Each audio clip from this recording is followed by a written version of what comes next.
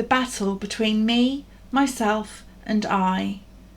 An honest account about the social stigma I have encountered, self-stigma, and how I broke free. When I was diagnosed with mental illness, I was very lucky to have people around me who did not stigmatise me, who saw me as me and not my diagnosis. However, when I stepped out of my comfort zone and into society, I was hit with the stigma of mental health illness, which many people have to battle with from time to time. As soon as some people, and I'm talking about people in the healthcare system as well, not all I must add, knew I had a mental health illness, they did not see a human being standing before them who was very similar to them. All they saw were the differences. To them, I was a walking, talking diagnosis. I may as well have developed horns or an extra head.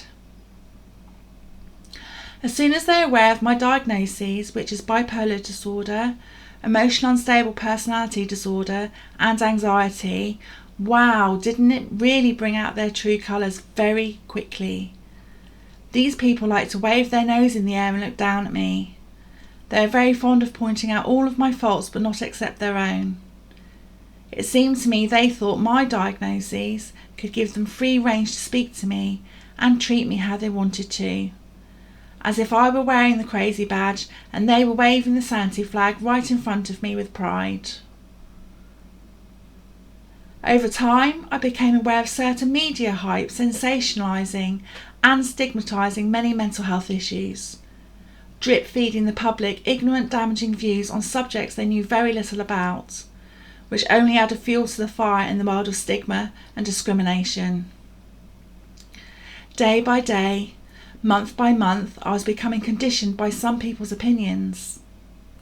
Bit by bit, stigma penetrated through the armour I wore to protect myself, consuming my very being.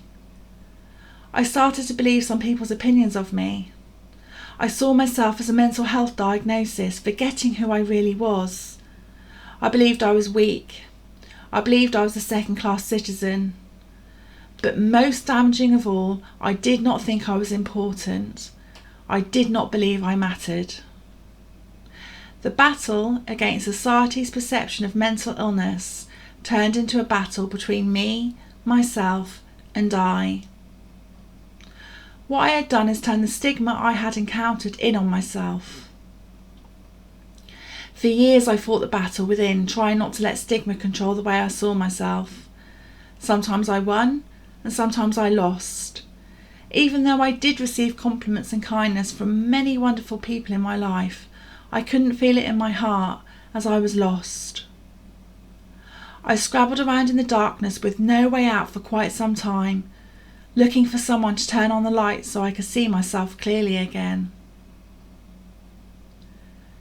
Just as I thought the person who I'd remembered before self-stigma had taken over had gone forever with no point of return, like a bolt out of the blue, I had that light bulb moment and started questioning many things I had overlooked. Are their opinions of me a reflection of their character or mine?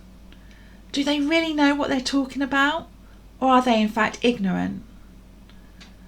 I played around with these questions for a while until it dawned on me. These people had stigmatised me based on their misguided, misinformed, ignorant opinions. It was not based on fact. I will not let their opinions of me control the way I see myself, as this is a reflection of their character, not mine. I have nothing to be ashamed of. I am not my diagnoses. I am me. I am not weak. In fact, I am strong, stronger than even I give myself credit for.